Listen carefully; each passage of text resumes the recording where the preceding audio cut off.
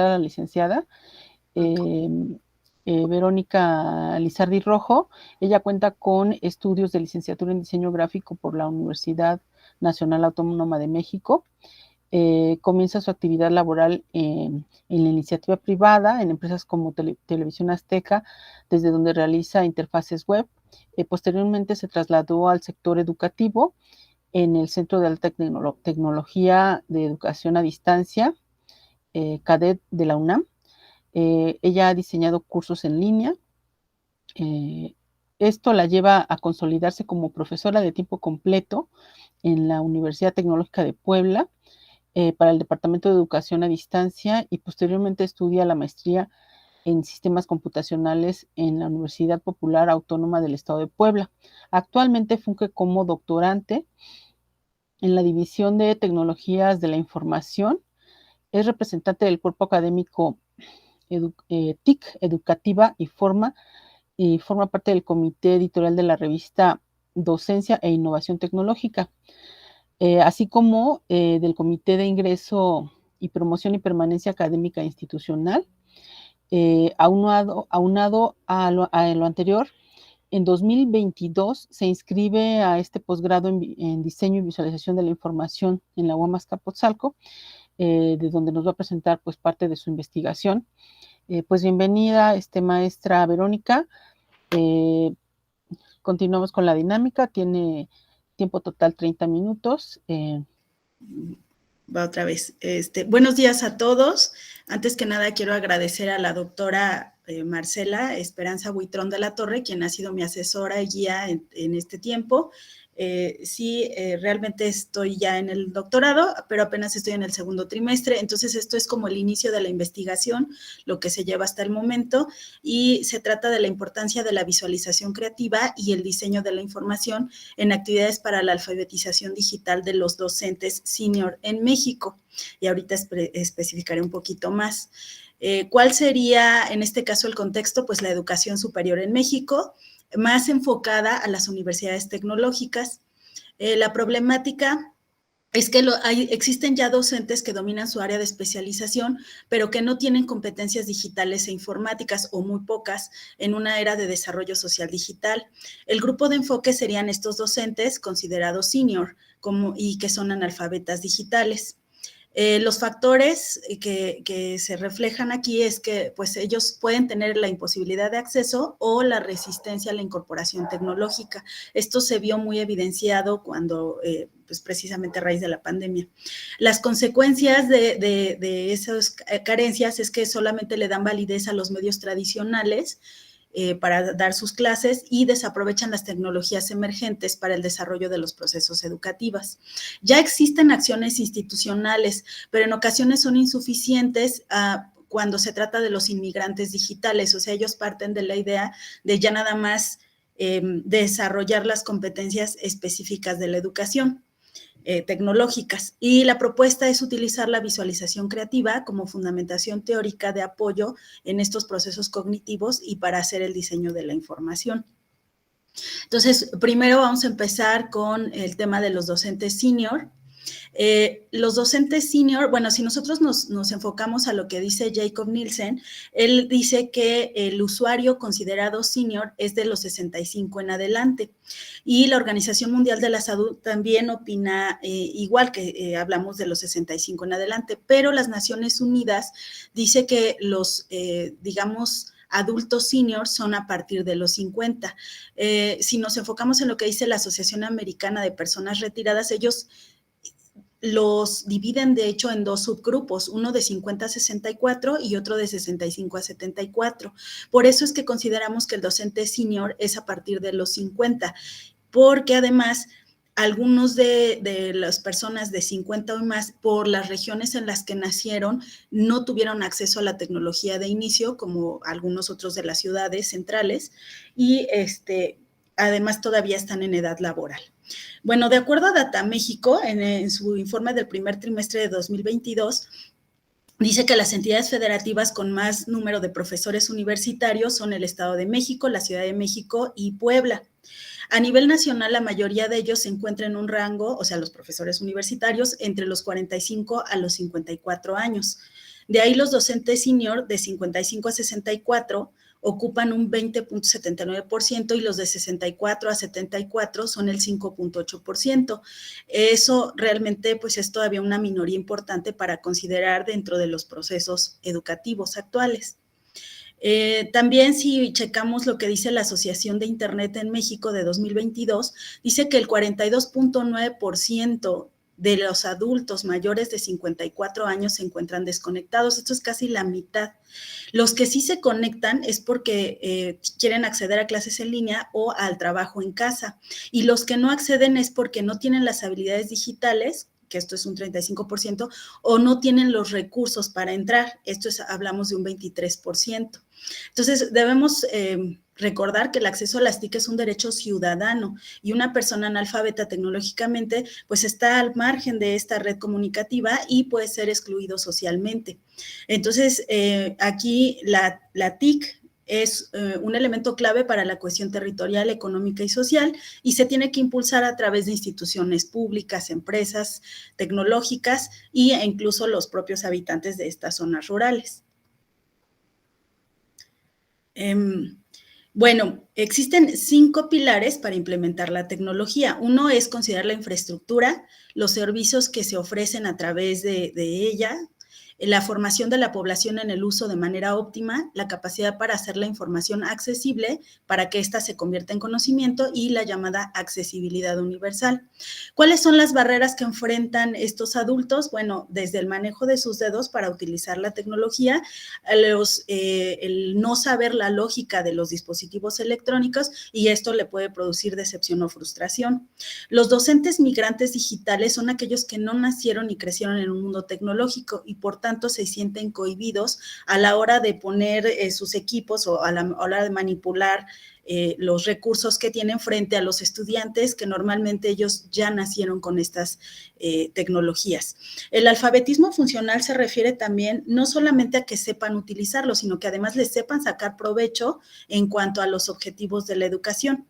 Y por esto es la inclusión digital, bueno, otro concepto a considerar, que son las TIC enfocadas a la educación, tienen la capacidad de adaptarse y de evolucionar socialmente, ayudando a adquirir nuevas habilidades en los usuarios, por lo que favorecen su desarrollo intelectual. Es parte de lo que se ha estado, digamos, considerando.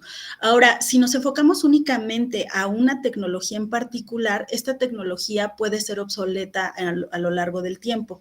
Es decir, a lo mejor un Word que se usa hoy, a lo mejor mañana se cambia por otro software distinto. Entonces, por eso se opta por el llamado omniaprendizaje, es decir, realizarse en diferentes contextos y realidades y formatos, pero no que se centre nada más en alguna herramienta tecnológica en particular. Y bueno, en este sentido, existe ya también un marco de referencia de la competencia digital docente que propone la Unión Europea. Y ellos los dividen como en tres grandes grupos, que es primero las competencias profesionales del educador, pero son como las profesionales, después las que tienen que ver con la educación y después la que deben desarrollar en el estudiantado. Debemos saber que a veces también damos por hecho que los alumnos ya lo saben, pero en realidad no todos saben aprovecharlo. Entonces, bueno, empezando el primer... La primera competencia se refiere al compromiso profesional, es decir, usar tecnologías digitales para la comunicación, poder coordinar, participar y colaborar en un centro educativo y con los profesores externos, mandar correos, todo esto, y mejorar el desempeño gracias a la reflexión sobre la propia práctica. El contenido digital se refiere, o sea, este que está acá, si se ve con el mouse, este que está acá, se refiere a, pues, cómo saber buscar los contenidos, poderlos modificar, incluso crearlos y poderlos compartir. En el caso de la enseñanza-aprendizaje, es gestionar las tecnologías para que sean aplicadas precisamente en la enseñanza-aprendizaje. La evaluación es poder manejar estrategias y tecnologías digitales en pro de poder evaluar al estudiante, no solo en cuanto al aprendizaje, sino también al proceso de enseñanza, o sea, saber si lo que estamos haciendo está funcionando.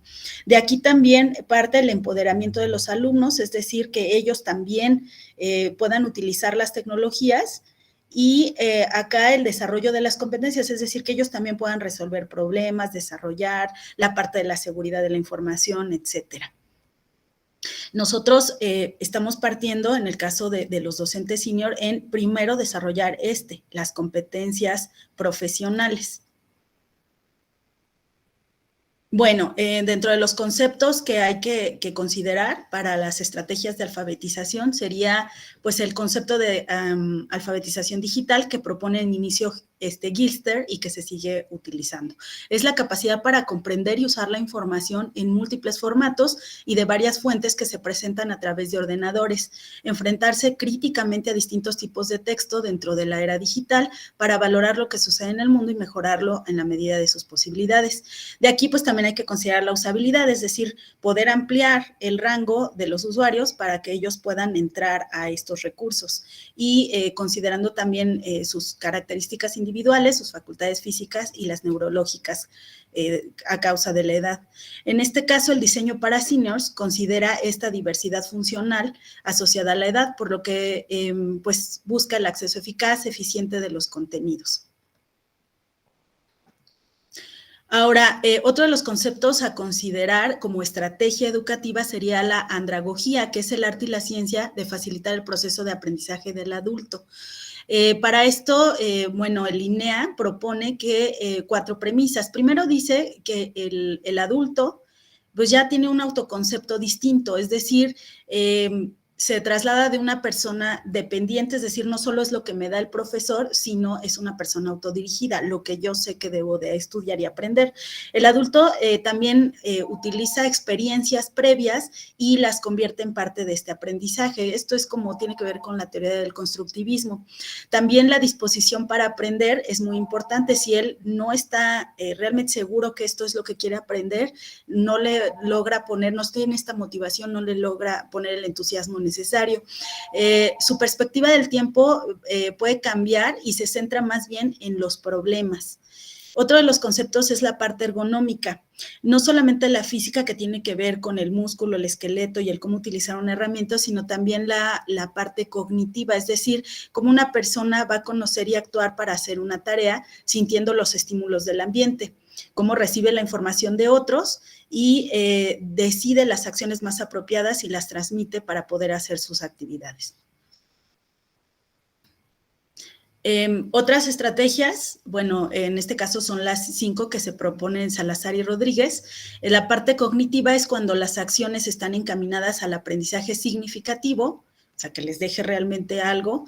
La metacognitiva, que es si se conducen al realizar ejercicios de conciencia del propio saber, se cuestiona lo aprendido, cómo lo aprendieron, con qué y su función social. La parte lúdica, es decir, facilitar el aprendizaje mediante una interacción agradable y emocional aplicando el juego. Las tecnológicas, que es cuando se aplican las TIC. Y las socioafectivas, que es cuando se propicia un ambiente agradable. En este sentido, y considerando que estábamos hablando de la parte andragógica, las estrategias tecnológicas socioafectivas serían como las que más, o sea, no se descartan las otras, pero estas serían las que más se deben recurrir. Bueno, en cuanto a la visualización creativa, bueno, sabemos que la comunicación es una necesidad humana. Por ello, ahí mostramos nuestra cultura, costumbres, temores o ritos. Las imágenes y los temas y los soportes pues van cambiando con el tiempo, pero la finalidad de comunicarse, esa sigue constante. En cuanto a la sintaxis del diseño, pues sabemos que es la abstracción de las visualizaciones, pero esto mejora la comunicación e información, la puede volver un poco más rápida. Los medios digitales y su representación gráfica pues también han ido evolucionando, entonces ahora la comunicación se vuelve global e inmediata. La mente trabaja un poco más rápido para asociar imágenes y por medio de la fantasía y la imaginación ellos toman en cuenta las combinaciones posibles y eligen cuál sería la más adecuada. En este caso la percepción visual, decodifica ciertos significados y entonces realmente se puede considerar como un instrumento para pensar. De ahí surgen los artefactos visuales, que pueden ser la escritura, las ecuaciones, los mapas, las impresiones, los diagramas, etcétera, y estos dan un discurso más complejo. Con una imagen se pueden decir, ahora sí que más que 1000 palabras, ¿no? Esto también sirve para analizar datos cuantitativos o cualitativos, porque evidenciamos así los patrones, las tendencias y las anomalías. En este caso, o sea, hablando de la importancia de la visualización, si un docente solamente es alguien que emite o transmite contenidos y que los alumnos solamente los tienen que memorizar, pues esto se vuelve estático y el proceso creativo queda limitado. Entonces, un docente debe ser creativo y buscar formas innovadoras, emprendedoras, sensibles y críticas. La enseñanza-aprendizaje aquí puede apoyarse de procesos del pensamiento divergente, recurriendo a la imaginación aplicada a través del pensamiento visual. Aquí aplica la visualización creativa, es decir, el proceso mental que produce imágenes guiadas, creando escenas para cumplir un propósito establecido. Yo me imagino, yo visualizo en mi mente para poder lograr este aprendizaje. ¿Cuáles serían las ventajas de utilizar la visualización creativa? Pues primero, que provoca una reacción a nivel psicosomático y ayuda a una persona a orientarse psicológicamente. Ahí se dirige hacia ciertas áreas de crecimiento y logros. También se estimula el hemisferio derecho. Puede ser una estrategia instruccional adecuada porque permite la construcción de un conocimiento previo. Se puede crear un modelo mental y explicativo de un conocimiento. Yo me lo veo, lo represento, lo veo físicamente, o sea, en una pantalla, y también lo veo en mi mente. Esto permite involucrar a la persona en procesos vividos. Esto favorece la motivación y ayuda a recordar cierta información, y se anticipa espacios o sensaciones futuras. Por ejemplo, antes de hacer esta exposición, pues normalmente la practicas y ya después se te dificulta un poco menos a la hora de hacerla ya en la manera formal, ¿no? Ahora, la visualización creativa no solamente se queda en la teoría, ya se ha aplicado. En 2007, en Venezuela, se utilizó como un recurso para una materia, o sea, para aplicarse en una materia de informática. Se hizo en un grupo de experimental y en otro que no se aplicó, y se dieron cuenta que los resultados es que pues el aprendizaje fue mayor en los que sí utilizaron esta visualización creativa. Entonces, dado ese ejemplo, se puede considerar como una estrategia válida para mejorar el rendimiento académico en el caso de los docentes senior. Sí se está viendo la pantalla, ¿verdad? Sí, sí se está viendo. Sí se ve. Gracias. Bueno, entonces, en este caso, pues como conclusiones, las TIC aplicadas a entornos educativos sí mejoran los procesos de enseñanza-aprendizaje, y es importante reducir la brecha digital que existe ya entre los profesores y los alumnos. Todavía se ve en algunos casos. El docente actual tiene que tener, aparte de las competencias propias de su área de experiencia, también en aspectos pedagógicos, pero también en habilidades digitales para poderse desarrollar profesionalmente dentro del ámbito educativo. Hay que tomar en cuenta el marco de referencia de la competencia digital, que se divide en tres bloques, que son los que mencioné anteriormente, es decir, los profesionales, los pedagógicos y los que impactan en el alumnado.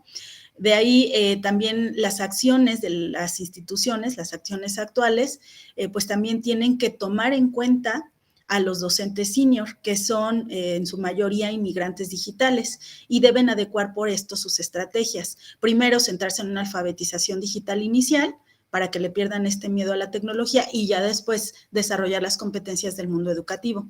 En este caso, la visualización creativa y la andragogía podrían ser estrategias válidas en el proceso de enseñanza-aprendizaje.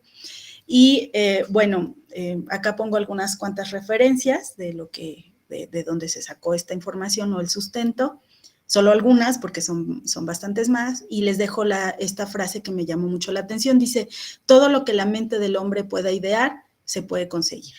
Muchísimas gracias.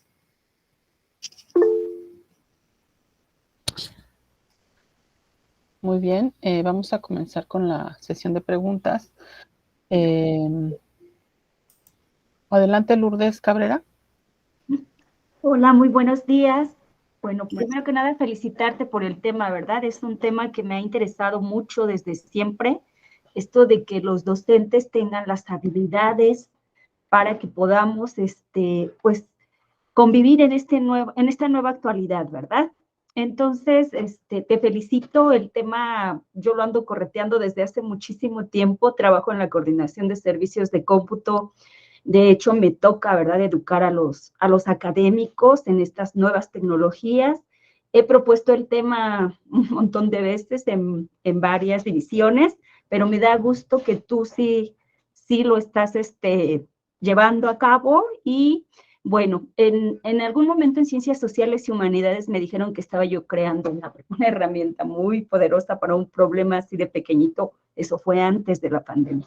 Gracias a la pandemia, ¿verdad? Pues escucharon nuestras voces y ahora sí, vamos a lo de la andragogía. Mi grupo de estudio era precisamente los adultos mayores, porque me tocó tratar de apoyar al profesor Lucio, que desafortunadamente falleció sin publicar su libro, que era de los pueblos originarios.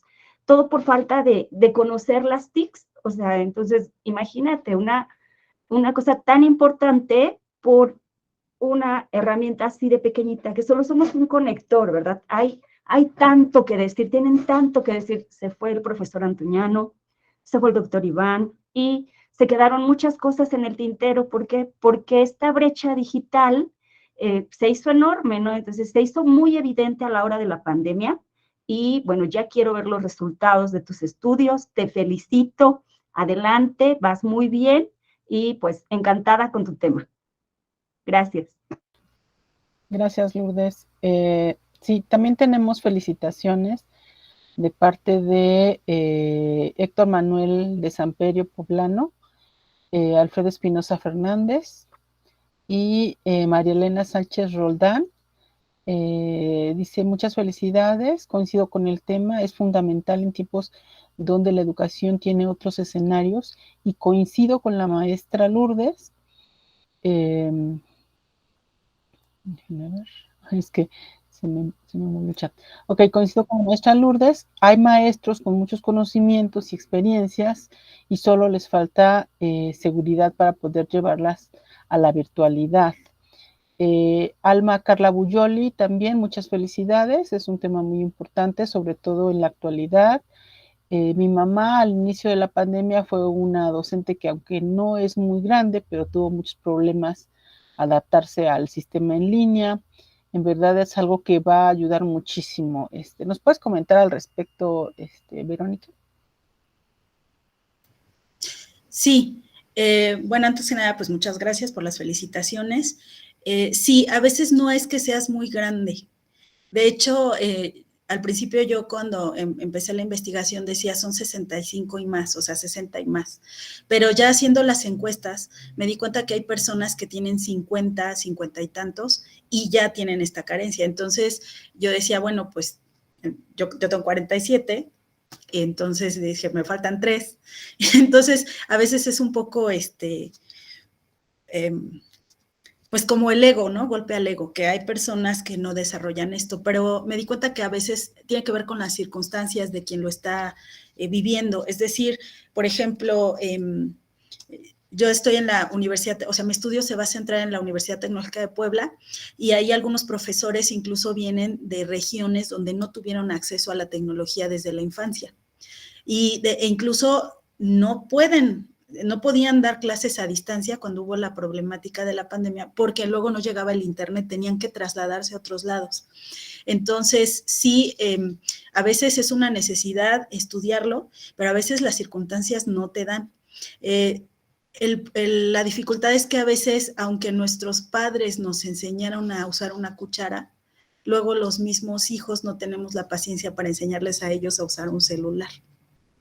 Entonces, qué bueno que se dé cuenta, ¿no? Que a su mamá también necesita un apoyo. Todos tenemos que aprender algo siempre, y ojalá tuviéramos todos esa paciencia, ¿no? Para poder enseñar. Gracias. Sí, gracias. Israel Garduño, por favor. Sí, gracias, buenos días. Muchas felicidades, el tema es muy interesante, también coincido. Creo que yo soy profesor también, soy docente de la FES Aragón, y sí, yo venía utilizando unas plataformas como pues Classroom, ¿no? Antes de la pandemia ya veníamos utilizando Classroom, pero sí se me ha hecho en algunas plataformas sí se me ha hecho complicado, ¿no? Como bien dices, ¿no? Todavía no llegamos a los senior, pero bueno, también tenemos problemas, ¿no? Yo he trabajado en la plataforma de Blackboard, en Classroom, en Moodle, ¿no? Y la verdad es que Moodle a mí se me hace complicadísimo, ¿no? Dices, tiene tantas cosas que como bien dice, ¿no? O sea, la tecnología, si no la conoces, la subutilizas, la subempleas, no la explotas al máximo. Entonces, creo que ha habido una preocupación muy grande de las universidades porque entremos en esta era tecnológica, en que desarrollemos también muchos materiales digitales, ¿no? Pero yo me he encontrado con esa problemática porque nos llaman a un curso, ¿no? Y dicen, vamos a hacer contenidos digitales y vamos a hacer materiales didácticos en línea, pero el problema es que nosotros como maestros no tenemos esa capacitación y no sabemos los programas, no sabemos los software. Sí nos dan capacitación pedagógica, pero no somos pedagogos, ¿no? Y hacemos nuestro mejor esfuerzo, pero también hay cierta frustración, ¿no? Porque no podemos hacer ese contenido digital, porque necesitamos otras herramientas. Yo creo que desde mi pensamiento, ¿verdad? La propuesta es que como maestros tengamos un equipo de trabajo, ¿no? Y decir, mira, quiero hacer una animación de este material y de este esfuerzo, ¿no? Que tengamos ese apoyo para que podamos crear realmente contenidos digitales buenos y que se desarrolle ese proceso, ¿no? De enseñanza-aprendizaje. No sé cómo lo veas tú, Verónica. Estoy de acuerdo contigo, Israel. A veces hay profesores que creen que todos los demás les van siguiendo el ritmo, así como de síganme los buenos. Entonces, yo también recuerdo haber tomado un curso donde un profesor empezó a hablar de cómo usar el Meet y cómo usar hacer las clases virtuales, pero él iba rapidísimo y todos íbamos rapidísimo y de repente volteo y veo otros dos maestros que solo anotaban en su libreta. Entonces, al final, él dice, pues contesten esta encuesta para ver si aprendieron o no, ¿verdad? Y entonces ya me meto y empiezo a contestar la encuesta y volteo y los veo y les digo, ¿quieren que les ayude a entrar a la liga? Y resulta con que ellos no habían entendido que para poder entrar a la computadora, pues había una contraseña y había que meterla. Por eso anotaban todo en su libreta, no se habían podido meter a la pantalla. Entonces, también es importante que los mismos maestros nos apoyemos realmente y veamos si nos está siguiendo la gente. Existe por eso es que primero está la competencia profesional. Si tú le hablas a alguien y te mueves a esta pantalla y luego a y a lo mejor ese alguien todavía no sabe el uso de las pestañas, o cómo cambiarse de una interfaz a otra, entonces, pues hay que regresarse un poco, ¿no? Y eso cualquier docente debe de saberlo, ¿no? Sigues a tu alumno y ves si te está siguiendo él a ti, si no nada más expones y ya, ¿no? Muchas gracias. Tenemos en fila a Héctor Samperio. Continuaríamos con su pregunta y ojalá que nos diera tiempo también de Alfredo Espinosa. Ya estamos sobre el tiempo, pero bueno, adelante, Héctor. Buenos días, felicidades, Vero, por el tema muy interesante. Yo nada más tengo una pregunta así rápida. Mencionaste el omniaprendizaje. ¿Cómo podemos hacer nosotros para estar constantemente aprendiendo y utilizando este tema que mencionas? ¿Cómo lo podemos lograr como adultos ya, pues pasados de los 50, ¿no? O docentes pasados de los 50. Sí, bueno, la idea sería no enfocarte nada más en que, por ejemplo, aprendan a usar Meet o aprendan a usar Moodle o aprendan a usar una tecnología en particular, sino saber que existe una forma de mandar correos, saber que existen los archivos compartidos y saber que existen diferentes tecnologías, es decir, estructurarlo de acuerdo a las necesidades y lo que tú puedas sacar de ellas para que no te enfoques en un solo software. Por ejemplo, esta investigación está empezando ahorita en 2022. Para cuando yo termine, Dios mediante, será 2025, ¿no? Más o menos 24, 25. Entonces, quizás si yo hoy les estoy enseñando una tecnología y me enfoco nada más en esa, pues para ese entonces ya no va a servir, ya ni siquiera va a existir ese software o ya va a haber como 5 versiones más modernas. Espero haber contestado tu pregunta. Sí, muchas gracias, Vero. Alfredo, por favor, Alfredo Espinosa, y esa sería la última pregunta. ¿Qué tal, Vero? A todos, buenos días. Sí, bueno, más que nada sería como un comentario. Israel comentó también de que convendría tener un equipo de trabajo para hacer el planteamiento de los temas y de las clases. Y sí, y yo creo que también, pues el diseño gráfico es muy, bueno, el diseño en general es muy vasto, ¿no? Entonces también se puede hablar de un diseño instruccional, donde, bueno, conociendo los temas que se van a tratar y el perfil del usuario o del alumno, se puede plantear las dinámicas o actividades a realizar. Y bueno, así que el equipo de trabajo puede también sugerir qué herramientas ocupar según el tema a tratar, ¿no? Obviamente es diferente tratar un tema de teórico a un tema práctico, ¿no? Y también depende mucho de la materia o del tema de tratar. Entonces, pues sí, creo que el diseño puede aportar mucho, sobre todo esa parte de visualizar temas, ¿no? De repente hay temas que son muy abstractos en cuanto a conceptos, y cuando uno puede plasmar con un esquema o con una infografía o algún elemento visual, se hace mucho más claro. Entonces, creo que el aporte que el diseño puede dar es muy vasto y bueno, sin duda es un tema muy interesante también para mí y te felicito. Gracias. Muy bien, pues muchísimas gracias. Verónica, tu tema da para mucho. Entendemos que es una investigación a nivel doctorado. Entonces, te daría un minuto para comentario final y continuaríamos ya con la siguiente conferencia. Bueno, pues sí, no me quiero extender. Muchísimas gracias a todos. Apenas está iniciando y ojalá que más personas se integren, o sea, es decir, que apoyemos, que todos aportemos, como dice Israel, pues esto del trabajo colaborativo y parte del aprendizaje del adulto es el contacto. Nos gusta trabajar en equipo, nos gusta resolver así. Entonces, muchísimas gracias. Muchas gracias a ti.